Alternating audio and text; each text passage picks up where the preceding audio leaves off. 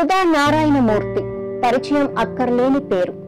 విద్యావేత్తగా, ఉపాధ్యాయురాలిగా, సామాజికవేత్తగా, రచయితగా, నటిగా, ఉద్యోగినిగా అన్ని రంగాలలో తనదైన ముద్ర వేసిన బహుముఖ ప్రజ్ఞాశాలి ఆమె.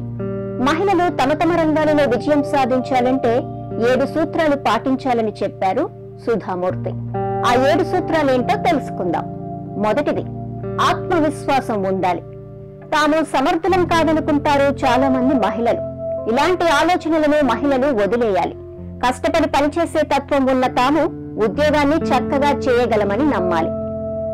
2, సమస్యలకు సిద్ధపడాలి. ఉద్యోగం అన్నాక సవాళ్లుంటాయి. వాటన్నింటినీ సానుకూల దృక్పథంతో అధిగమించే ప్రయత్నం చేయాలి. అంతటి నేర్పు పెంపొందించుకోవాలి. 3, ఇష్టంగా పని చేయాలి. ఉద్యోగాన్ని తప్పనిసరి పనిగా కాకుండా ఇష్టంగా చేయాలి. అప్పుడు ఒత్తిడి ఉండదు, పని తేలిక అనిపిస్తుంది. 4, ఆడ అన్న మాట వద్దు. కొంతమంది మహిళలు ఏదైనా సమస్య వస్తే నేను మహిళను, నా వల్ల ఎలా అవుతుంది అని అంటారు. అలా తప్పించుకోకూడదు.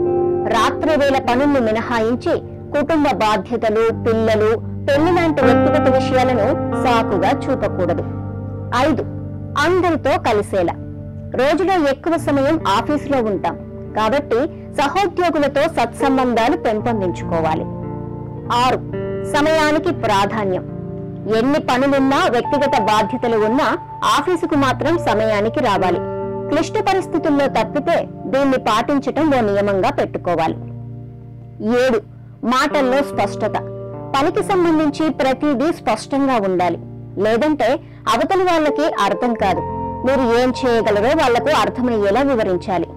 విన్నారు కదండి సుధామూర్తి చెప్పిన 7 సూత్రాలు. ఇవన్నీ తాను పాటించటం వల్లే ఈ స్థాయికి చేరుకోగలిగారు.